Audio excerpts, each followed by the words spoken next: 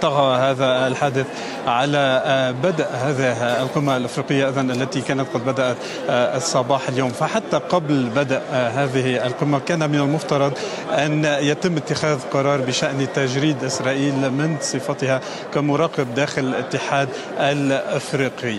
كل شيء كان قد بدأ منذ حوالي العام والنصف، حين قام رئيس مفوضية الاتحاد الأفريقي موسى فاقي بشكل منفرد، وذلك دون الموافقة على حصول موافقة من قبل الدول الأعضاء. قام إذن بإعطاء إسرائيل صفة عضو مراقب، ولكن حينها الأمر أثار معارضة عدد من الدول ومنها الجزائر وأفريقيا الجنوبية، وتم حينها اتخاذ قرار بتعليق هذه العضوية والبت في هذه المسألة خلال القمة الحالية للاتحاد الأفريقي.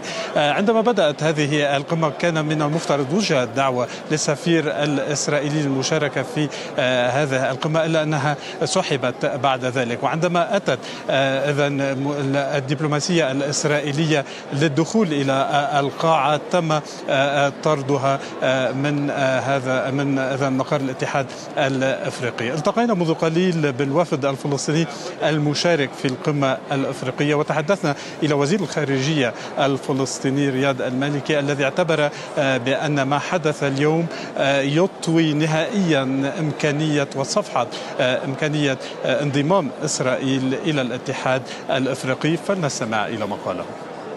نعم، أستطيع أن أؤكد لك أن هذا الموضوع لن يفتح من جديد، وما تم هذا اليوم من إجراء هو الدفن الكامل لكل المحاولات التي قامت بها دولة الاحتلال وبعض مؤيديها كدول أعضاء في داخل الاتحاد الأفريقي. لم يعد بالإمكان للاستمرار في هذه المحاولات. تم دفن هذه المحاولة كليا، وعليه نحن الآن نفتح صفحة جديدة.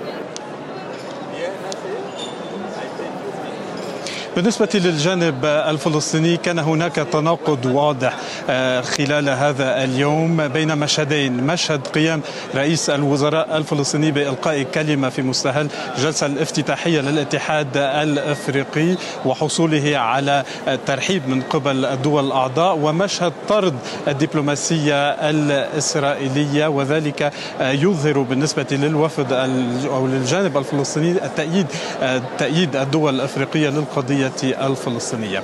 حتى الساعة ما يمكن قوله بأنه ما من معلومات دقيقة حول القرار، إن كان هناك قرار سيتخذ حيال هذه القضية بتجميد أو بإلغاء عضوية إسرائيل كعضو مراقب إذن ضمن الاتحاد الأفريقي.